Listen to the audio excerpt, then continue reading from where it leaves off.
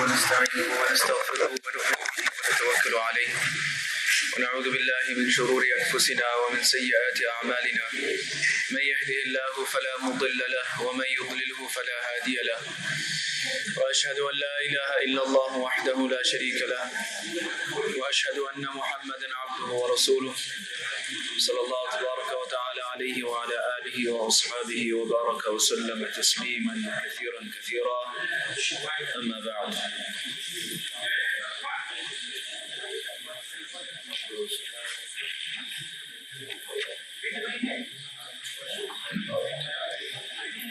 قال الإمام أبو عبد الله محمد بن إسماعيل الجعفي البخاري حدثني أحمد بن إسحاق قال حدثنا أحمد بن عاصم قال حدثنا همام قال حدثنا إسحاق بن عبد الله قال حدثني عبد الرحمن بن أبي عمرة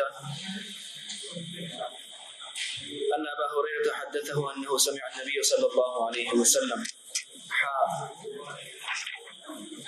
وحدثني محمد قال حدثنا عبد الله بن رجاء قال أخبرنا همام عن إسحاق بن عبد الله قال أخبرني عبد الرحمن بن أبي عمرة أن أبا هريرة رضي الله عنه حدثه أنه سمع رسول الله صلى الله عليه وسلم يقول إن ثلاثة في بني إسرائيل أبرص وأقرع وأعمى بدا لله أن يبتليهم فبعث إليهم ملكا فأتى الأبرص فقال أي شيء أحب إليك؟ قال لون حسن وجلد حسن قد قدرني الناس. قال فمسحه فذهب عنه فأعطي لونا حسنا وجلدا حسنا فقال أي المال أحب إليك؟ قال الإبل أو قال البقر وشك في ذلك أن الأبرص والأقرع قال أحدهما الإبل قال الآخر البقر وأعطي ناقة عشراء فقال يبارك لك فيها. This is a hadith narrated by Imam Bukhari rahimahullah at two places in his book As-Sahih. In this particular narration, Imam Bukhari rahmatullah alayh narrates the chain of the narrators. There are 8 of them. Imam Bukhari rahmatullah alayh mentioned this hadith at this location with 2 chains, with 2 asanid. In another place he mentions it with another isnad. First person in the chain of narration is Ahmad ibn Ishaq. And this is somebody who was a contemporary of Imam Bukhari rahmatullah alayh, meaning he lived at the same time and passed away at around the same time as Imam Bukhari rahmatullah alayh. Imam Bukhari has quoted this hadith from him, so he is his teacher in this particular hadith. The next person is Amr ibn Aasim ibn Ubaidullah al-Qaysi al-Kilabi. The third is Hammam ibn Yahya. So the first narrator is from Bukhara, from the area of Imam Bukhari rahmatullah alayh. The second and the third narrators are from Basra. And the fourth narrator is Ishaq ibn Abdullah ibn Abi Talha, whose name was Zayd ibn Sahal al-Ansari, was a nephew of Anas ibn Malik radiallahu anhu, so he's a tabi'i. And he passed away in the year 134. In any case,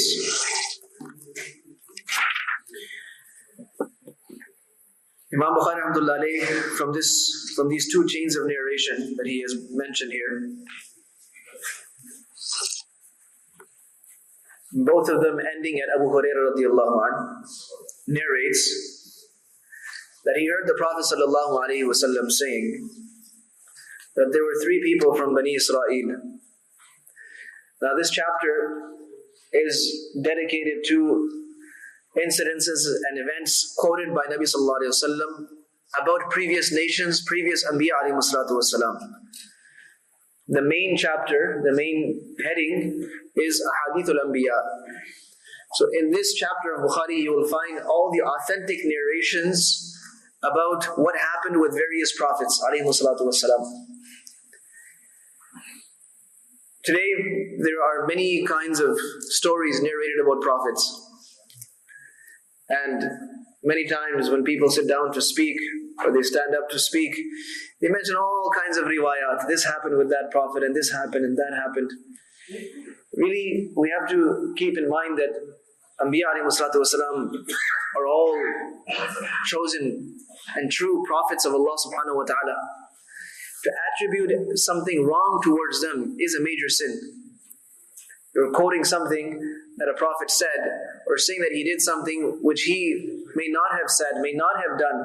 This is a very big mistake. And it is against, you see, the essence of our aqeedah, which places a great deal of emphasis, a great deal of importance and reverence for every single one of the prophets of Allah subhanahu wa ta'ala. And we don't want, as Muslims generally, we don't want anything to be attributed to a prophet, to any prophet, which is not true. Whether it be Isa alayhi salam, or Musa alayhi salam, or Uzair alayhi salam, or any of the prophets alayhi salatu wassalam, we don't want anything wrong to be attributed, or anything false to be attributed to any of them. So the first and primary source that we come to for the stories of the prophets ﷺ is the Quran itself. And after that we look at the authentic ahadith. So in Bukhari itself you will find many riwayat, in Muslim you will find riwayat, in all of these sahih you will find various riwayat. Then there's another source that people turn to, which are called the Isra'iliyat. These are the narrations that come to us from people of previous nations. And in many cases, we do not have any strong method of verifying how true that narration is. So, if the narration, that Israeli riwayah, if it coincides with something that's mentioned in the Quran and other details that are given in ahadith, then there is no harm in listening to it. There's no harm in mentioning it or narrating it. There's nothing wrong with it. And if it conflicts with something that is in the Quran, or doesn't conflict with an event in the Quran, but it conflicts with one of the major principles of deen, one of the usul of deen. Okay, the Quran doesn't say anything about it, the hadith doesn't say anything about that particular event, but that hadith or that riwayah is contradicting with one of the major fundamental principles of deen, the beliefs of Islam, for example, the ibadat, whatever the case may be, then we do not narrate such a hadith, nor do we listen to such a hadith, nor is it permissible. The third kind of riwayat are those that are not corroborated, they're not supported by anything from Quran and Hadith, nor do they conflict with anything from Quran and Hadith. So such a hadith, it is permissible to narrate them. These I'm talking about the Israeli riwayat, because the Prophet ﷺ says, بَلِّغُوا عَنِّي وَلَوْ آيَةً وَحَدِّثُوا عَنْ بَنِي إِسْرَائِيلَ وَلَا حَرَجٍ وَلَا تَكْذِبُوا عَلَيَّ فَإِنَّهُ مَنْ كَذَبَ عَلَيَّ مُتَعَمِّدًا فَلْيَتَبَوَّأْ مَقْعَدَهُ مِنَ النَّارِ أو كما قال عليه الصلاة والسلام. This is a hadith of Bukhari as well. That convey from me, even if it be a single verse, and you can narrate what you have heard, what you have received from Bani Israel, وَلَا حَرَجٍ, and there is no harm in it. So this hadith pertains to those riwayat which are not conflicting with something in Quran and Hadith, or conflicting with a major aspect of deen. So these are okay, even if they're not corroborated and supported by something. Khair. So this chapter of Bukhari has been devoted to such riwayat. Amongst these, the main chapter is a sub-chapter pertaining to riwayat, authentic riwayat, that the Prophet ﷺ himself has told about Bani Israel. So, Abu Hurairah radiallahu anhu narrates that the Prophet ﷺ told him, or that the Prophet ﷺ said, that there were three people in Bani Israel.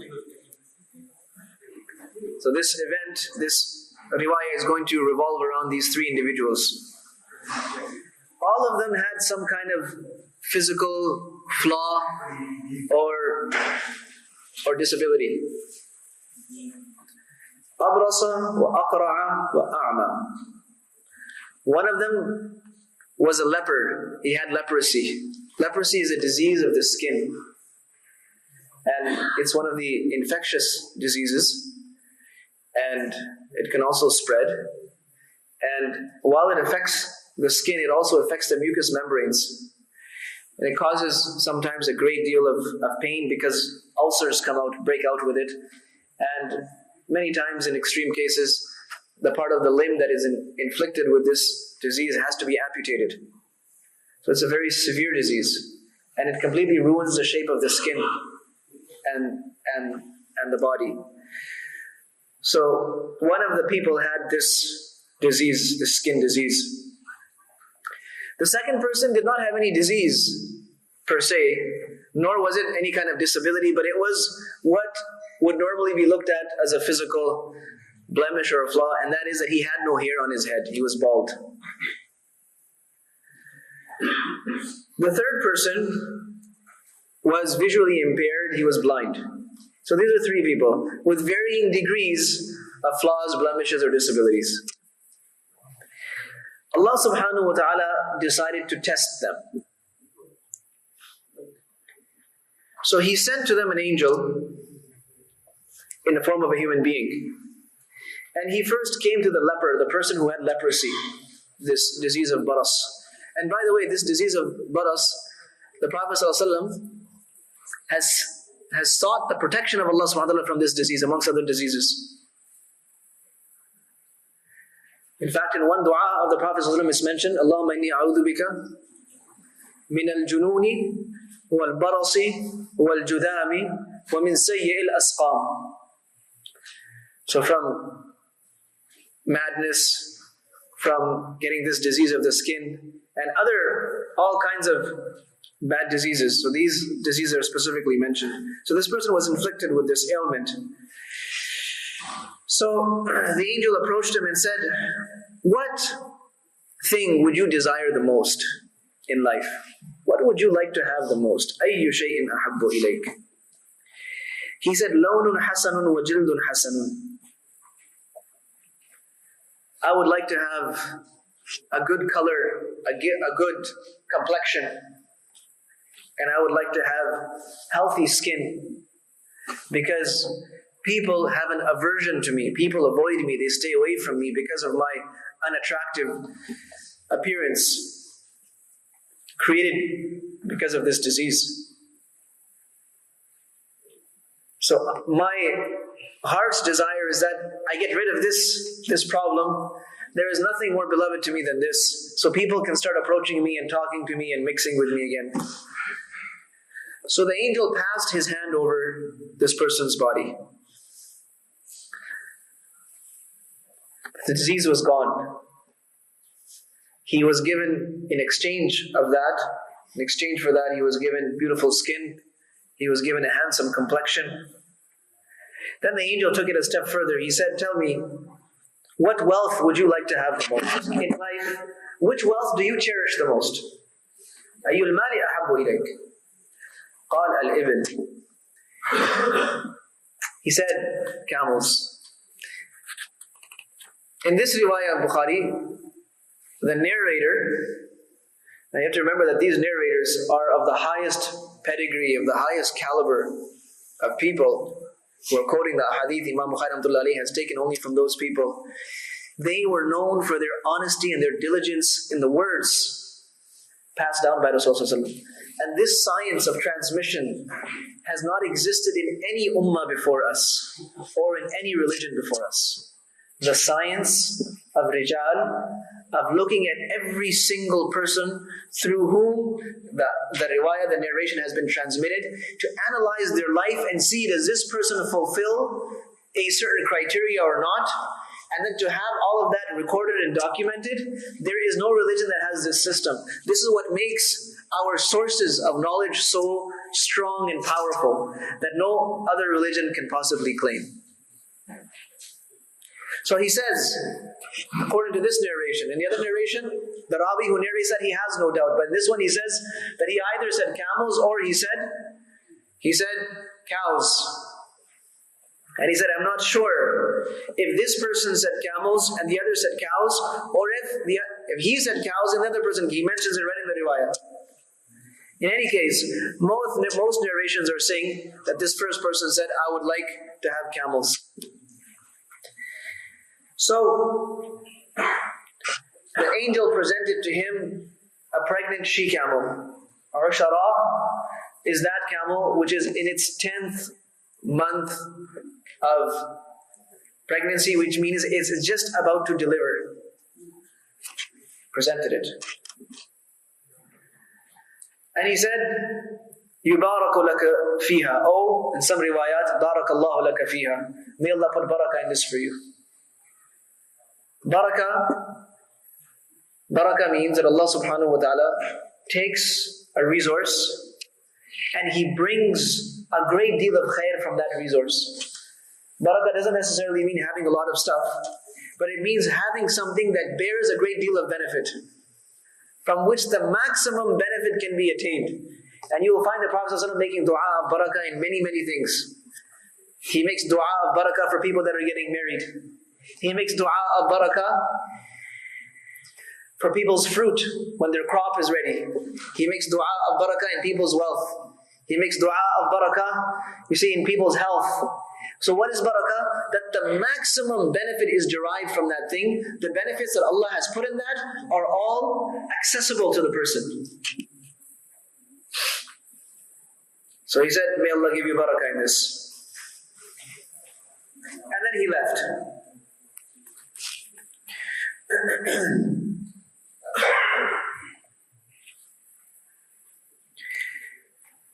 Next he approached the person who had no hair. وَأَتَى الْأَقْرَعَ فَقَالَ أَيُّ شَيْءٍ أَحَبُّ إِلَيْكَ قال شعر حسن ويذهب عني هذا قد قدرني الناس قال فمسحه فذهب وأعطي شعرا حسنا قال فأي المال أحب إليك قال البقر قال فأعطاه بقرة حاملا وقال يبارك لك فيها. Now this person, the next person who was bald, it could have been that he became bald at a very young age. He lost all his hair at a very young age, at an age where he wanted to get married, an age where he wanted to look attractive. Because you see, having a receding hairline or having a little bit of baldness, this comes with almost everybody. So this person's baldness was not typical or not something that just comes with age. It was something very abnormal, and because of that, people avoided him. So a young man loses all his hair, he's at the age of marriage, and he wants to do so many things. So he says to this man that, what thing would you like to have the most? So it sounds like a pretty typical answer for a young person. He said, I would like to have a full head of hair. I would like to have good, healthy head full of hair, because people are avoiding me. People are avoiding me. He said, okay.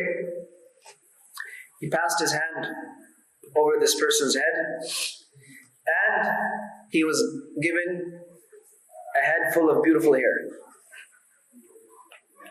Then he said, what kind of wealth would you cherish the most? Would you like to have the most? He said, I would like to have cows. That's what I would like to have. So he presented to him a pregnant cow. And he said, may you have barakah in this. He made dua for him, and he left. وَأَتَى الْأَعْمَى فَقَالَ أَيُّ شَيْءٍ أَحَبُّ إِلَيْكَ قَالَ يَرُدُّ اللَّهُ إِلَيَّ بَصَرِي فَأُبْصِرُ بِهِ النَّاسِ فَمَسَحَهُ فَرَدَّ اللَّهُ إِلَيْهِ بَصَرَهُ فَقَالَ فَأَيُّ الْمَالِ أَحَبُّ إِلَيْكَ قَالَ الْغَنَمُ فَأَعْطَاهُ شَاةً وَالِدًا فَأَنْتَجَ هَذَانِ وَوَلَّدَ هَذَا فكان لهذا واد من إبل ولهذا واد من بقر ولهذا واد من الغنم. The third person he went to was the blind one. He said, what would you like to have the most? The blind man replied, I would like that Allah subhanahu wa ta'ala restores my vision, so I can see people again. This is a great ni'mah, this sight, the ability to see, especially the ability to see people. Allah subhanahu wa ta'ala has created us in such a way that when we see people, we are social creatures. We get a certain kind a peace when we are able to see and interact with people, and without that, we become restless. Now this person is spending his life without the ability to see people, and he's craving it. Can you imagine some things that we benefit from every day? Other people are craving it to the point that they would give up everything they had to have that one, to enjoy that one moment of that privilege. So he said, I wish that Allah subhanahu wa ta'ala restores my vision and I can see people again. So he passed his hands over that man's eyes, and Allah subhanahu wa ta'ala restored his vision. And he said, which wealth would you cherish the most? He said, sheep. So this angel presented him with a sheep. Now, all three people had been given the best and the most that they could possibly ask for. What they asked for in life, they got it. So the first two, the one who was given the camel, the second who was given the cow, both of them, their animals gave birth. And this third person who was given the sheep also gave birth. And they started growing. The animals started growing as they started breeding. The numbers kept on increasing and increasing and increasing, till a time came when they did not just have a herd of sheep and camels and cows, but each one of them had a whole valley filled. You can say, in other words, they had a whole ranch full of that particular kind of livestock. So remember, the angel made dua that may you have barakah in it. So Allah used that one and increased it many, many fold. And all of a sudden they have more than they can count. Now the angel comes back to visit them. After they have become prosperous, they got what they wanted physically, they got what they wanted financially. Now the angel makes another round. ثم إنه أتى الأبرص في صورته وهيئته فقال رجل مسكين تقطعت بي الحبال في سفري فلا بلاغ اليوم إلا بالله ثم بك أسألك بالذي أعطاك اللون الحسن والجلد الحسن والمال بعيرا أتبلغ عليه في سفري. فقال له إن الحقوق كثيرة. فقال له كأني أعرفك ألم تكن أبرص يقدرك الناس فقيرا فأعطاك الله. فقال لقد ورثت هذا كابرا عن كابر. فقال إن كنت كاذبا فصيرك الله إلى ما كنت. He goes back to the person who had leprosy, to this leper, in the same shape as he went in the first time, in the shape of the same human being.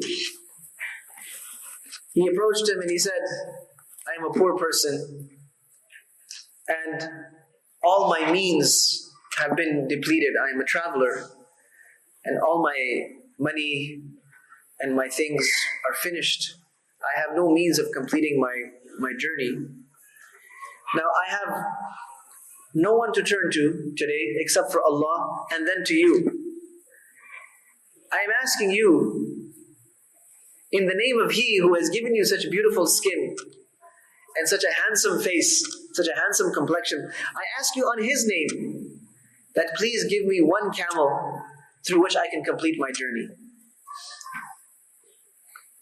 So this man, the former leper, replies saying, Inna al-huquqa kathira. I have many dues upon me. In other words, we would say, I have many bills to pay.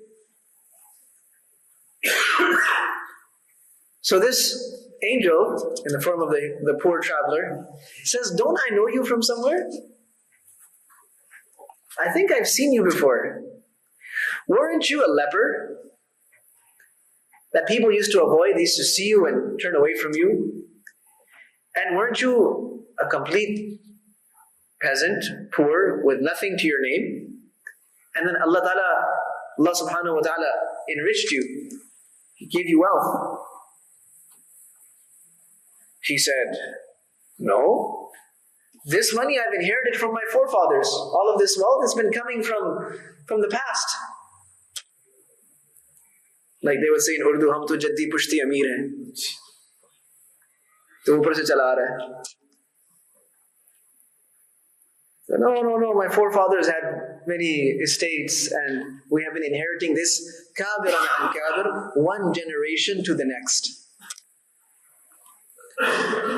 So this poor traveler replied to him saying that if you are lying, then may Allah restore you to your previous condition.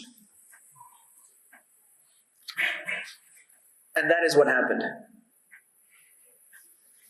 Everything was taken away from him. And he, again, was back in the same place where he was prior to this. After this, he comes back to the next person that he had visited. وَأَتَى الْأَقْرَعَ فِي صُورَتِهِ وَهَيْئَتِهِ فَقَالَ لَهُ مِثْلَ مَا قَالَ لِهَذَا فَرَدَّ عَلَيْهِ مِثْلَ مَا رَدَّ عَلَيْهِ هَذَا فَقَالَ إِنْ كُنْتَ كَاذِبًا فَصَيَّرَكَ اللَّهُ إِلَى مَا كُنْتَ وأتى الأعمى في صورته فقال رجل مسكين وابن سبيل وتقطعت بي الحبال في سفري فلا بلاغ اليوم إلا بالله ثم بك أسألك بالذي رد عليك بصرك شاة أتبلغ بها في سفري فقال قد كنت أعمى فرد الله بصري وفقيرا فقد أغناني فخذ ما شئت فوالله لا أجهدك اليوم بشيء أخذته لله فقال أمسك مالك فإنما ابتليتم فقد رضي الله تعالى عنك وسخط على صاحبيك. He went to that person who had no hair and had a similar conversation with him. I'm a poor person, a traveler, I've lost everything. And I'm asking you in the name of He who has given you this beautiful hair and this beautiful presence, that please grant me one cow through which I can make the means of my travel and complete my journey. He said, no, I have many dues upon me. I cannot help you today. And this and that. He said, well, wait a minute. Weren't you that same person that no one wanted to speak to? He said, I don't know what you're talking about. I have inherited this from my from my forefathers, my predecessors. He said, well, if you're lying, then may Allah restore you to your original state. Then he went to the third person, the blind one. And he said the same thing. He said, I am a poor traveler. I've lost everything. And now I am stuck. I have no means of completing my journey.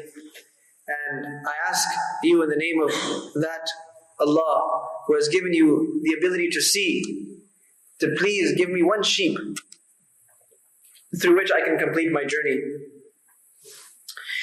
The person replied, he said, indeed, there was a time when I had no vision, I could not see.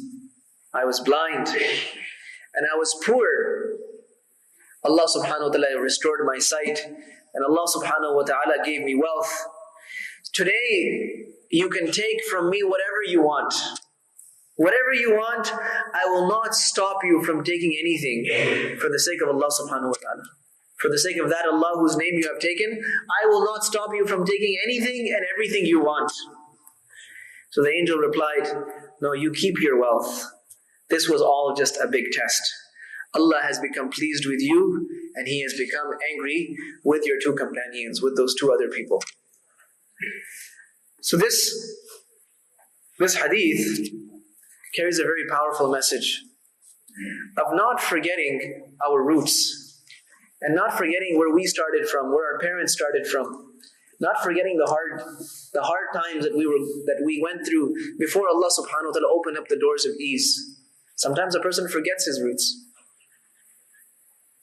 And it also reminds us that when we get a blessing from Allah subhanahu wa ta'ala, any ni'mah that comes, we have to have value for that ni'mah and keep in mind that this belongs to Allah. He has given it to me.